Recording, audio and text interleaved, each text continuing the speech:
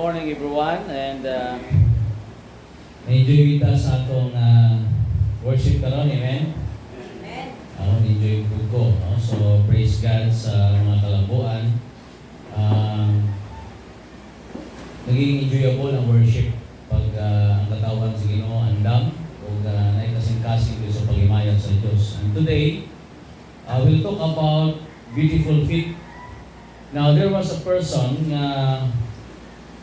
35 years old siya na kung sabihin nakadungog sa pulong sa Diyos o sa pastor, and nadunggan niya ang gugma sa Diyos na si Jesus, yung anak, ipadala para sa iyong kaluwasan.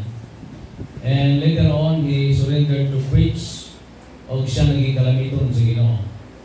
And he has a beautiful feet. Now, si Apostle Paul, nag-isgot Paul sa gitawag na mga maanindot na mga tiil. In verse 14, in Romans chapter 10, the Bible is telling us, how then shall they call on Him in whom they have not believed? And how shall they believe in Him of whom they have not heard? And how shall they hear without a preacher? Nanon sa Manila sa pagtawag niya kaniya, kakinsa sila wala ito. O kung saan nila sa pagtuo diya kaniya, may tungod sa kangkinsa sila, wala nakadungog. O kung saan nila pagkadungog, kung wala'y magwawali. In verse 15, and how shall they preach except they be sent? As it is written, how beautiful are the feet of them that preach the gospel of peace and bring glad tidings of good things. O kung saan nila pagwali, gawas kung sila ipadala. Ingon sa isulat, pagkamatahong sa mga tiil nila nagwali sa mayong balita sa kalinaw o nagdala sa malipayong mga balita sa maayong mga butang. Just recently, we've heard about the missionaries sa atong Sunday school sa mission na topic, and we have heard a lot of stories sa paglakaw sa mga misyonaryo even sa kabukiran. Minsan kanina ang akong ugangan wherein dito sa karong kapamuhat po sa mga luman. And it's not easy, pinoobi na. Ang uban, kamuti, saging, madala sa simbahan, wagi financial.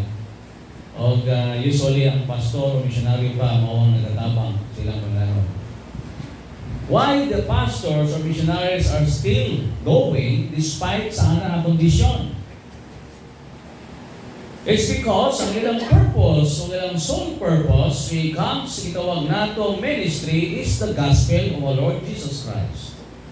Tungod sa may balita ngayong danon dito, no, ngayon sa uban, unsaon mo na, kung ikaw nagasangyaw dito, unsa na karon ang imong makuha.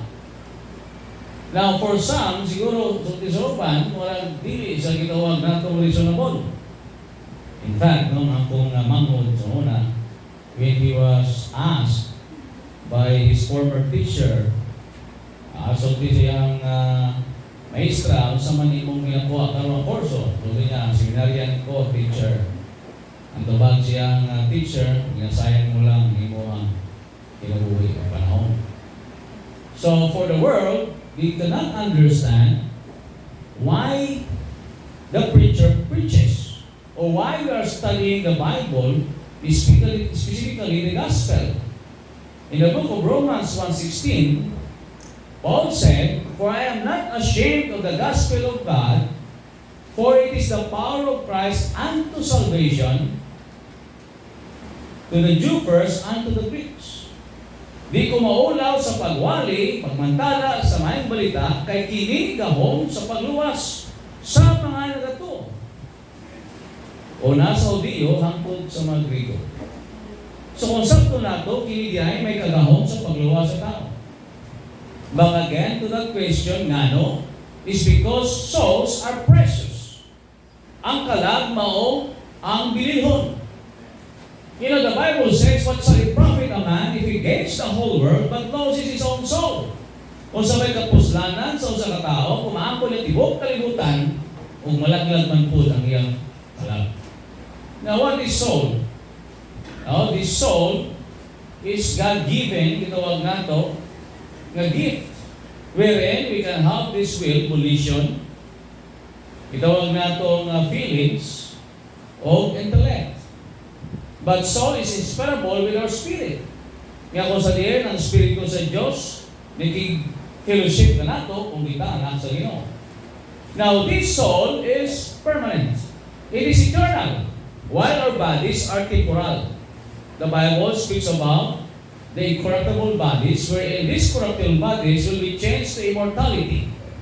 Ang lawas madugta, pero ang gitawag nato kalag dili. So when we talk about spiritual things, we are talking about permanent things. Eternal. So kung pasabot, if you want to invest your life, you must invest first on eternal things. Kaya nga naman, kini mulahutay. Ingon ni Jesus Christ, do not just store your treasures on earth where moth and dust rust destroy, but you must store treasures in heaven. Kaya nga naman, diri sa yuta, pili makawat, pili masunog. Ang kawatan gusto o bubukan. To steal, to kill, and to destroy. Bago lang nagbaha diri sa atong na syudad, diri sa Davao, especially katong mga dakplito sa pa, grabe kita sitwasyon. Now, there was attendees of ours, nga ko sabihin, atong silingan, ayingon siya, na mangandang po siya. O ang preparation, kailangan gimon because it was a second alarm, and we must obey our government. Though madayon ang dili, pero mangandam ta in obedience to our local government. And I told him, mangandam ta, dalawa ka butang. Una, atong bantayan, simple ang baha, mudaot sa atong kabtangan. Pero sa diyan wala na punta, bantayan atong kawatan. Kaya ang kawatan na po, kung ito itong mustil, mangawat yun na siya. So in this life of ours, we need to balance things out. Kailangan ito i-balance yun. Dili tanan sa panahon nga kita nasa yuta, ato lang i-invest ang atong life, atong time, even our talents, ang itawag nato, physical o material, na pangalanon. Jesus Christ is telling us the importance of significance of laying treasures in heaven. And these preachers are investing on spiritual things. Ngano na ito sa kabukiran, nga wala man sila return of investment or ROI. And very seldom you can find newly graduates, mayroon sila, I want to be a pastor someday or a preacher. Now, they can name a lot of courses, pero mayroon ka pastor, wala. Kaya naman, there's no material benefit. There's no guarantee. But the Bible is telling us, as we have learned last Sunday, but seek ye first the kingdom of God and His righteousness, and all these things shall be added unto you. We've learned na kung naon ito ang Diyos, baliktad, and His righteousness, if we put God first, then all of these things will come or be added to us. And it is not just material or financial gain, kundi ang Ginoo nag-isgot diha sa context, Matthew chapter 6, nga kung sabihin kung ang gitawag ng mga langkaw sa kalangitan, wala silang trabaho, pero pinapakaon sa Diyos, there's a guarantee that the Lord also will provide our needs.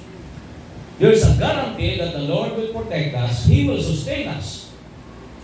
But God is giving us a bigger spectrum. Di lang sulti na naatay gitawag na financial, gitawag ng stability or independence, but also is giving us good health, sound mind, and above all, spiritual blessings. Maingon ganito, blessed ka ng pagkatao. Kung maingon ka lang na blessed ka, tungod kay ikaw, financially, gitawag well off, nagkamali ka. Because the term blessed in the Bible is not referring to material gain or financial gain. It refers to the spiritual one. It talks about spiritual prosperous. When Jesus Christ said in the Mount of Olives, in the Sermon on the Mount, blessed are the poor in the spirit, for they shall inherit the earth. Blessed, blessed, blessed. It means spiritually prosperous.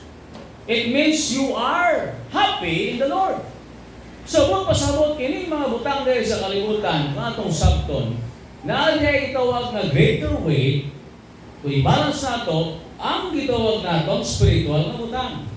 Now, these are the things that we need to understand nga ang Biblia nagtudlo, pinagi ni Pablo, nga maanindot ang mga tiil sa mga nagwali sa mayang balita. It's because sometimes we envy those people nga they are busy every day accumulating wealth. That it says for us, here comes Sunday, we are spending a lot of hours, especially whole day yung uban, toward the work of the Lord. Sayang, ang iba dito, nag-discarte pa. Now, there was a member, he was just driving, so tingin niya, huwag kumanaw pa ng Sunday, anong manlabaho kumanta. Pumanin sa atong Sunday, because in the 7 days, nagyatag sa Diyos, only 1 day, ang atong magayon sa Ginoo. Huwag pa manaw man ang 1 day. Amen. Serving the Lord, you must give diligence. Pag-study sa pulong sa Ginoo. Kung kailangan, buntag hantong gabi, pwede kung imo na ito na still Sunday, imo na ito for the glory of God. Do you know that the Bible says in the 7th day, God rested, and remember the Sabbath day to keep it holy. He's not talking on that specific day, which is Saturday. Recently, we have a discussion about that. But the Bible is telling us that God did rest.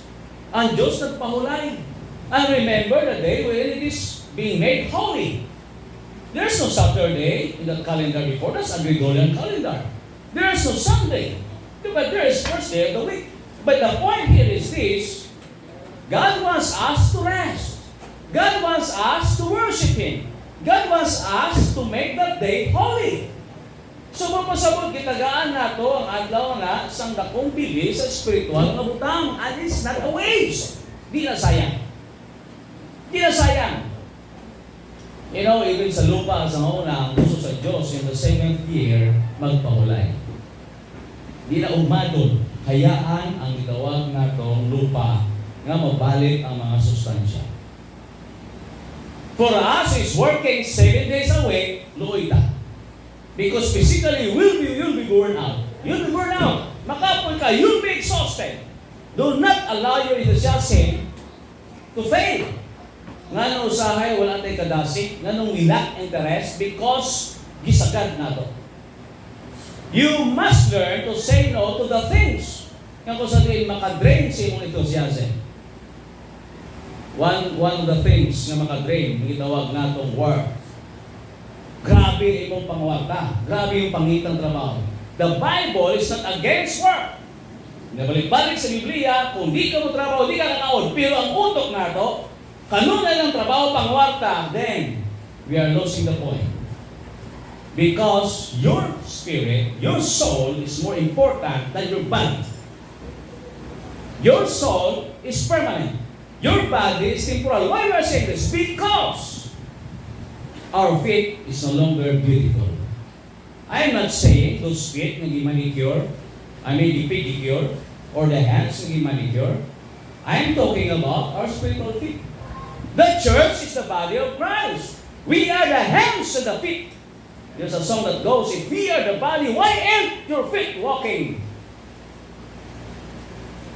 Don't just remain a Sunday goer, just to fill the empty seats, just to be in attendance. Think of the ways where you can serve the Lord, and this one avenue is what? Is to preach the gospel.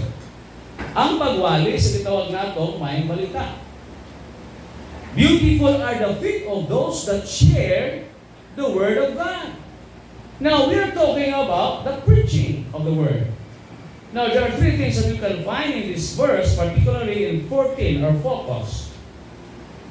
Wherein, kita nato diri ang context, it talks about the desire of Paul that his relatives would be saved. Ang iyang makapalintihan, napatay niya na ang desire. Yes, you are saved. Yes, I'm saved. But what about those loved ones of ours na panluwas? Do we really care? Do we really understand sa gitawag natong condition sa mga wala pa nakaangkon ng kaluwasan that they will go to hell when they die? Natay ito piti, natay kaluoy, kung natay makitaan natong mga loved ones na nang-una na luoy ang pamilya. But do we have this care for these people na mamatay na wala pa Kristo sa kinabuhi and they will go to The Bible is telling us very plainly sa Biblia na there is what we call soul that will be accountable to God when they die. So what the Bible tells us here, number one, God wants us to be aware that there is what we call Messiah. You know, those feet, that are beautiful, nga nung gitawag sila nga beautiful, it's because they are bringing that good news. And what is the good news? It is Jesus. Si Jesus mo nang mayang balita. May question na kayo, what's the last time that we shared Jesus? There was a song that goes, with answers not enough, there is Jesus. Jesus is the answer. Tindaghan ang problema sa kalibutan karon, they have the problem of sin, they have the problem sa gitawag nato relational. Pero the bottom line, makita nato, they don't have right relationship with Christ. And we have this message, the message that Jesus Christ saves. Kanina nag-awit na sang song, Jesus saves, Jesus saves. Si Jesus muluwas. Si Jesus muluwas. So what is the object of our preaching? Who is the main character? It is Jesus. The Bible is telling us in Corinthians, Paul is saying, for we preach not ourselves, but Jesus Christ crucified. Wala nato giwali atong ugulin kundi si Jesus nga mao na langsam sa cross. So buot pasabot, we have the Messiah, si Jesus Christ maong atong manluluwas. We have a message to tell to the nations that Jesus saves. What is the purpose of gathering here? Why the church exists? This is the institution that God has given us in order to propagate the gospel. And what is the gospel? The gospel in 1 Corinthians 15 that Christ died for our sins. He was buried and resurrected on the third day. Nga si Jesus namatay para sa atong mga sala. Nga naman, kung wala namatay si Jesus, gibayaran, ibabaw sa cross, naagyapon na sa kasalanan, mamatay na sa kasalanan, doon pasabot, we will be cast into the lake of fire. But praise God, because Jesus Christ took our place. He was our substitute. And we have this person, the Messiah, the Anointed One, nga gipaabot sa una, gipropesiya, niabot na ang aton lang isulti nga si Jesus. O gyapon wala nag-usab. Jesus Christ is same yesterday, today, and forever, and He can save. Pero that good news, dili na siya itawag natong epektibo kung wala sila nakadungog. The Bible is telling us once again in Romans chapter 10, in verse 14, and how they shall call on Him in whom they have not believed. Look at the preposition here, the pronoun Him. Kisa na dito ko, it was Jesus. Nanong Saul Manila sa pagtawag niya kaniya, sa kangkinsa, sila wala mo to. Di naman pili lang nagapangandoy ta, ang unta, ang akong parente maluwas, akong co-workers maluwas, akong neighbor maluwas, akong mga loved ones maluwas. Kailangan nila madunggan ang mensahe. Paano atuhan nawa sa kadumog? Now, we have the social media. It's one platform na mapaabot ng pulong sa Diyos. Pero unta, di na to alintan na naatay mga bata. We must share the message that Jesus saves. Jesus is the character. Jesus is the only way. Then 14:6. Jesus is the bread of life. Jesus is the living water. Si Jesus, itawag natong the Savior, He is the sanctifier, He is the healer, He is the judge. Tindaghana nato, ma-describe kay Jesus. And all we need is Jesus. Jesus is all the world to me, magpasawi. Now, who is Jesus? Di lang sang Diyos na gagawan of miracle, He is the God that who can save your soul. So kung atong balansihon, importante niya ay ang kalag sa tao o si Jesus ang solusyon. We must proclaim Jesus. We must promote Jesus, advertise Jesus. Because Jesus is the answer. Tanaw na itong kalibutan karon, di ba? Grabe nga ang kagubot. No? The recently, kung tanaw nyo, is between Pakistan and Iran. Last time, I've shared to you what's happening on the Red Sea. Doon sa Yemen, no? And the tawag na to, nations, about 20 nga nagpatrol dito, mo ng latest. Gawas pa sa Gaza o sa gitawag ng Israel o sa Ukraine o Russia. Nagaboy po ng iba ng mga gitawag may tabo ng conflict. Pero if you want gitawag natong change, we must tell Jesus. It's because He's alone solution sa pag-change sa ilang mga minds o perspectives. Importante nga si Jesus mapaabot silang kasing-kasing kay siya lamang makahimo sa pag-usap. Now, atong ta sa atong pamilya, napakay problema sa iyong anak. Sa Facebook na nag-viral na yung anak siya palo-palo, masukol ang anak. Dugan pa ngayon ang mama, I don't know how true is that, kung makita naman sa video, masukol yun. Makita nato no, mga bata karon, grabe na, matubag sa ginikanan. And how can we discipline them? Paano? Usahay, pinag sa sanction, yan itong tagaan ng allowance. Usahay, deprive na ito sila sa mga gadgets. What if kung kaya nila? Masama na ito na sa pagdala. You know, the Bible is telling us in Proverbs 22:6, train up our child in the way he should go. We need to train them in the right path. Para magdako sila, he will not depart from it. So, one thing is what? The law or the statutes of the Lord. Tuduan nato kabataan sa pulong sa Ginoo, especially sa panahon karon nga si Jesus kaya niya usawon. He or she must have right relationship with Christ. Dili lang tanunay with fear. Kaya ano man, kung ano hadlokon, usahay, di na mahadlok. Pero ang respect, mugawas na siya kung nasa relationship with Christ. And Jesus Christ can transform him. Kung giyadawat niya si Jesus Christ as his Lord of his life, He allows Christ to reign in his heart. So muna na karon ang mubago siya mga decision. Muna karon mubago siyang pangunahuna. So bot pasabot, ang iyang pagrespeto nimo tungod na kay nakatunan niya sa pulong sa Dios o ang relasyon niya kang Jesus nga nagtudlo si Jesus why I'm meek and lowly. I may burden his life. Si Jesus Christ kaya niya magpaubos, kaya niya maghatag o pasaylo, kaya niya magsabot. Now, this kind of attitude or character na emulate ni siya kang Jesus Christ. So, here is the answer. Who is the solution? Jesus Christ. When we preach the gospel, you have that beautiful faith if you are sharing Jesus. Kung driver ka man, mag-share ka kay Jesus, samtang may pasayro ka. Kung napaabot ka naman, nasa sa bus o sa jeep, o naka sa airport, share Jesus Christ. You can use your verbal, your mouth, no, napamagi, pinipot, ng verbal sa mga trucks. Do not miss the time. You can invite them to church so that they could hear the gospel. They can praise the Lord Jesus Christ after they have that relationship. The second one that we can find in this verse, the message. Those people who have the beautiful faith, not only they have the Messiah, who is the person, but also we have that message. In Romans chapter 10, verse 14, the Bible says, there's a question here, it's a rhetorical question. So ni Pablo, and how shall they believe in whom they have not heard? O saon nila, pagtuod, diya kanya, may tuod sa kangkisa sila, wala nakatuod. Now, we have not heard about Jesus. No, sa uban ng mga tribo, sa ibang kanasuran, na yung mga lugar na wala sa kanong Jesus.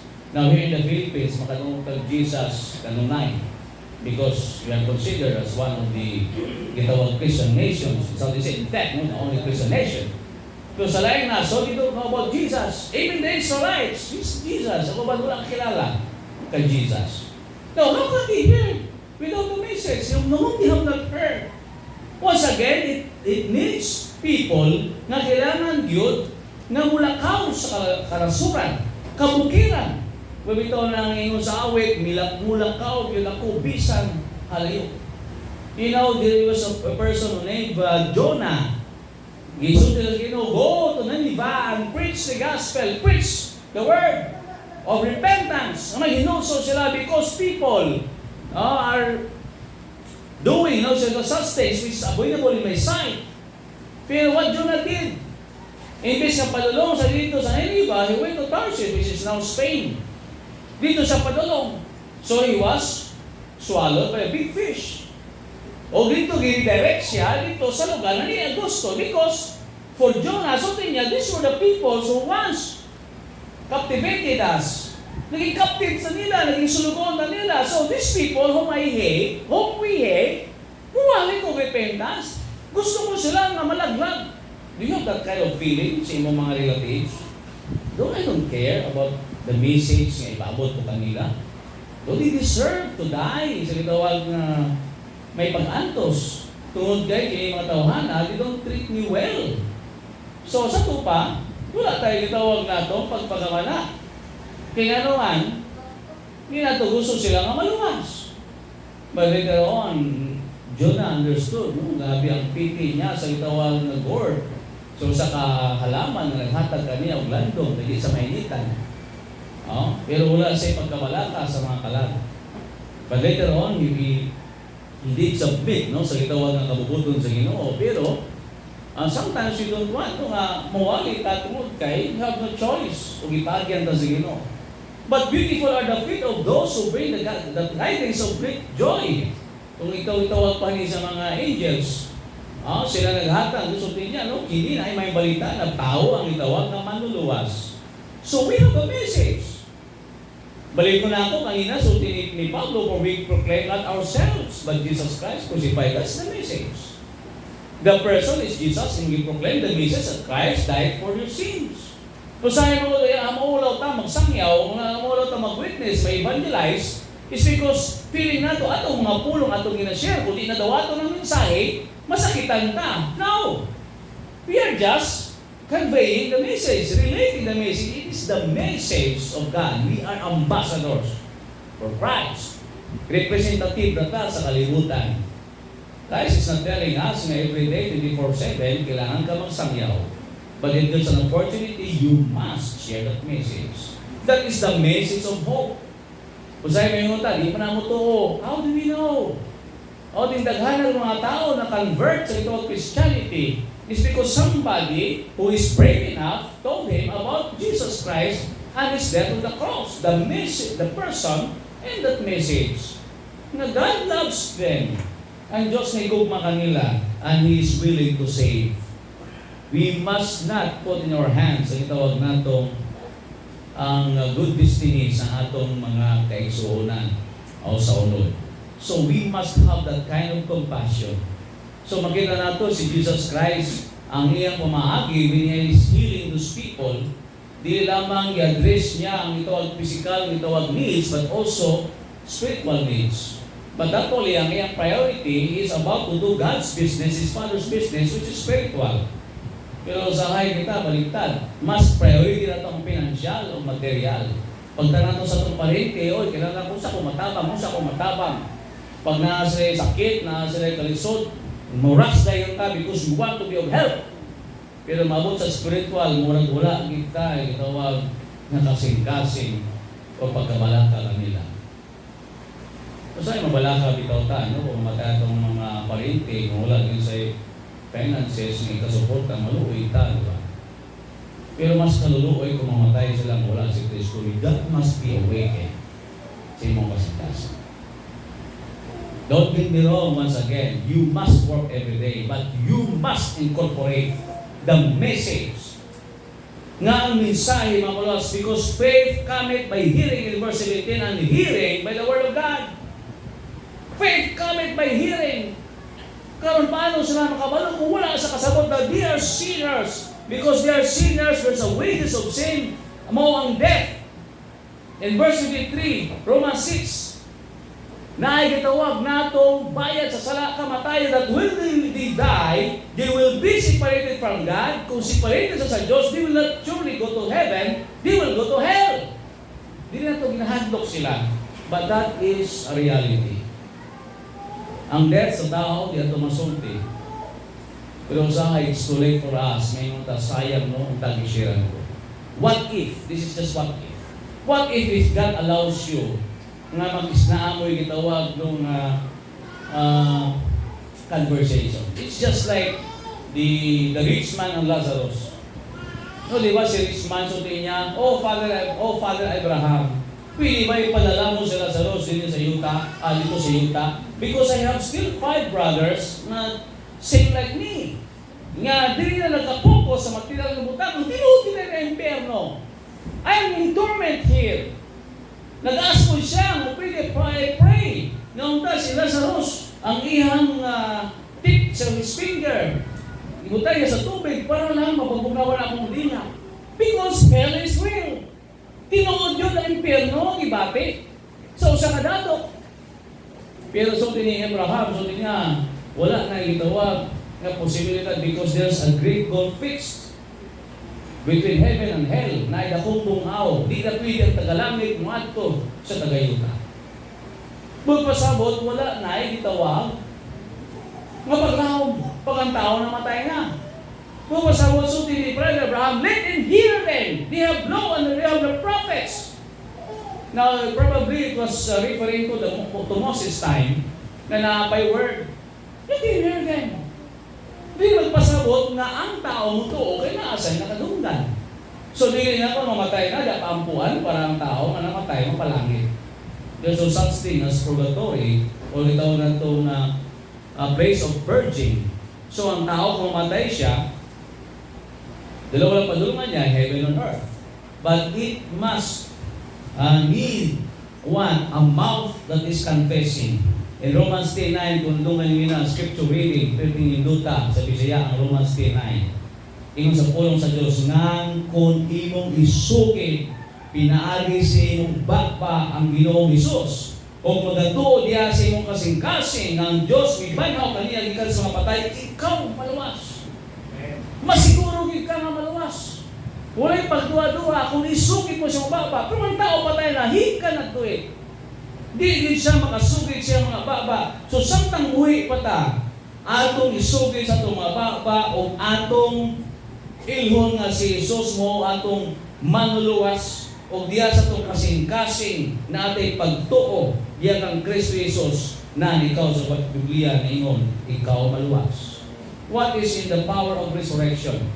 Kay si Jesus na banhaw gikan minatay, kita nagtuo sa Ginoo. Maski mamatay ka, banhaw ang gyapon sa Diyos.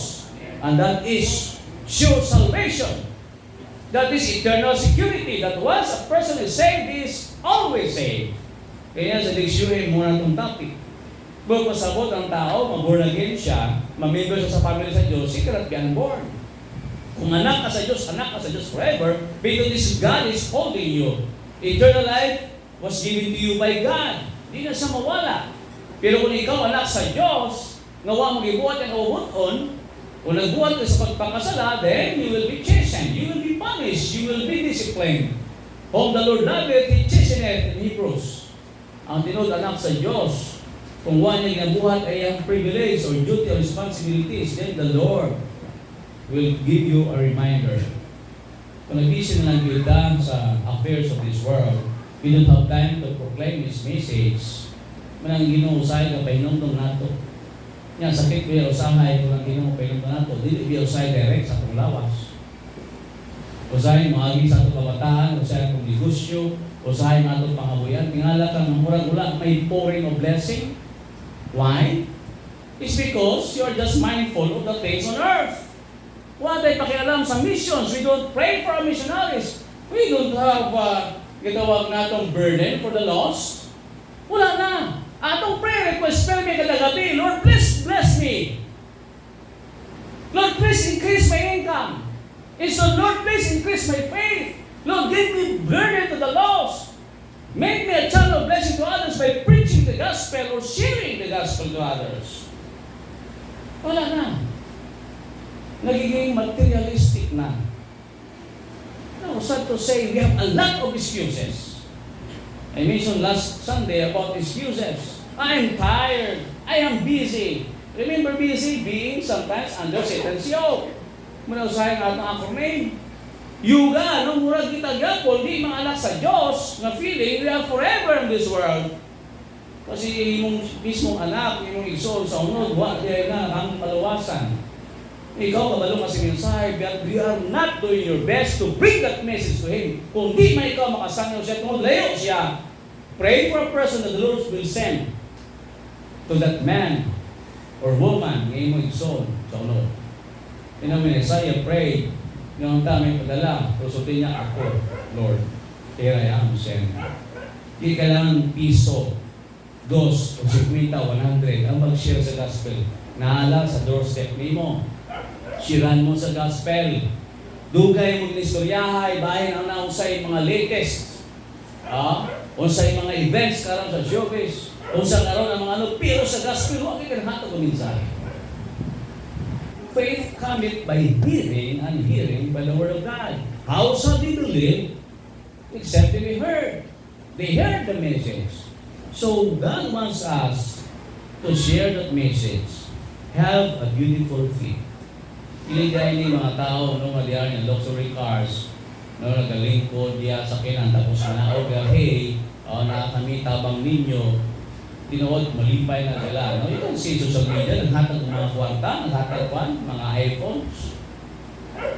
That's good. Pero wala na yung makalabaw sa litawag na dalang mensahe sa kaluwasan. Because that is eternal. We are talking about souls.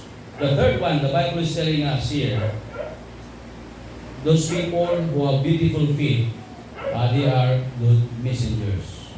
It takes messengers. The Bible is telling us once again, Romans 10:14, and how shall we hear without a preacher? Paano sila makapaminaw kung wala yung magwawali?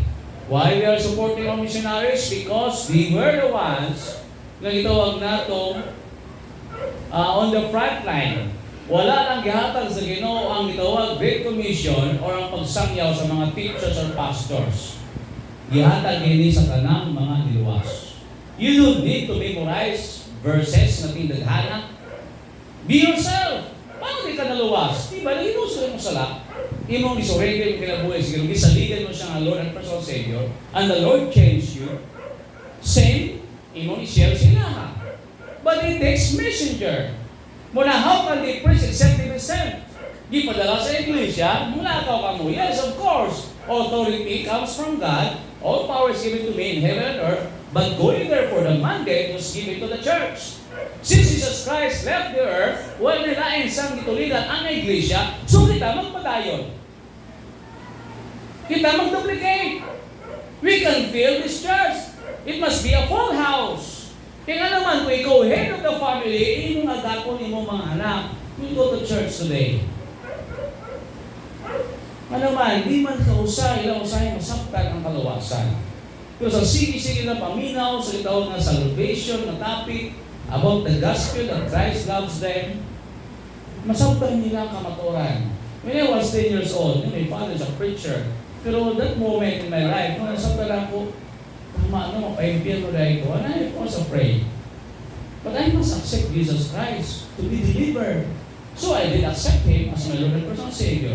And later on, I followed the Lord in water baptism. Nasaktan ako, nga di ay, it is just a symbolism, it cannot save me. Pero this is a memorial siyang death, burial, and resurrection. Also, I'll be added to the church. So I was baptized after that. Pero makita nato, makini, there is what they call repetition.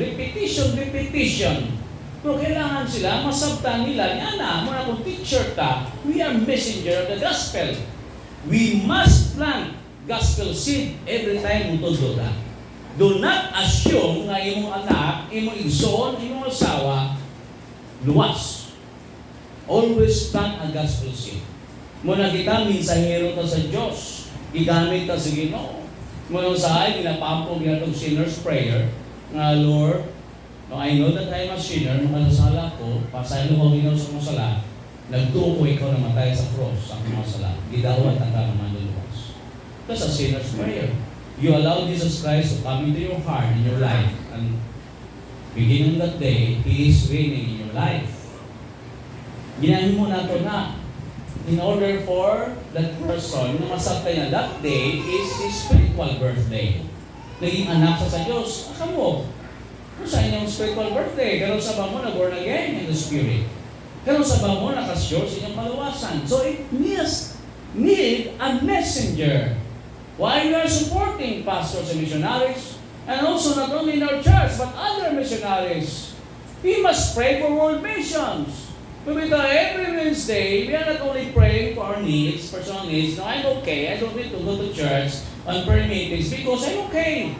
But you know what? Part of our prayer request is we're praying for missionaries around the world. Ang uban, dili sama nato, mayahayahay. Bawal ang magsiba, bawal ang musangyaw. Now you have the family here na nangilan sa Saudi. Sa balay lang sila nakakop. Dili sila mag-congregate sama nato openly. Balay. Pero makita nimo grabe ang ilang dedication. Mas kinaasa sa persecution, grabe ilang pagsangyaw, samot sila. Nagiging eager sa pagsangyaw sa mga balita. You know, in the Bible times, panahon they persecuted the diaspora, they scattered abroad, pero wherever they go, they share the gospel, they became the messengers. Munang paspas nagkalat ang itawag natong Christianity or ang gospel is because of those people who responded to that call. The same is true with us. Kung sahay ang Ginoo, amang kita nag-persecute nato, magawali ta. Kasi because we have the freedom of expression here, we have religious freedom. Pero ang sayang Ginoo nagagamit sa atong mga kalisod sa kinabuhi to remind us na naaday tayo pagkukulang. Naaday kakulangan. Yes, of course, you are giving your tithes and offerings, that's good. You are attending church, that's good. You are using your talents, that's good. But if you are not winning souls, you are not also growing to the fullest. If you want to be mature in the faith, you must assume responsibility and be what? Full responsible of that person. Kung nakaginadala sa Ginoo, you are watching your life. You know why we are sometimes not living a sanctified life? Ganon di tagabantay sa itong pulong, sa itong buhat, kaya wala tayong ginaagak ng kalag sa mga sa Diyos. Pero kung natay ginadala sa ilang sa Ginoo, nagabantay ka sa itong kinaya, right? We must be holy. We must be careful on how we live. Nagabasa sa pulong sa Diyos because when He asks us, I must answer. I must be ready. Pero kung wala ganito ka, ginadala, makalaw, subangan sa Diyos, we are not having a beautiful faith, then, okay. Sarili na ito itong ginadala. Pero kung ginadala, you must be early. Kaya nga naman na, makaginadala. Pero kung ginadala, ito, sarili ko lang. You know, we don't want to be a stumbling block. Ang gusto nato, di ba ito perfecto, pero gusto nato nga makita sa itong kinabuhi how we sincere we are in our faith, in our walk with Christ. So it takes messenger. So the question is, do you have beautiful feet? Ang imo mga tiil karon, manindot ba? Now you have beautiful sandals, beautiful car, another beautiful motorcycle. But ang question, do you have beautiful feet? Sa mata sa Diyos, ang beautiful na feet, katong nagadala sa mensahe sa kaluwasan. The Messiah, the message, and the messenger. These are the elements makita nato sa tao nga na beautiful feet.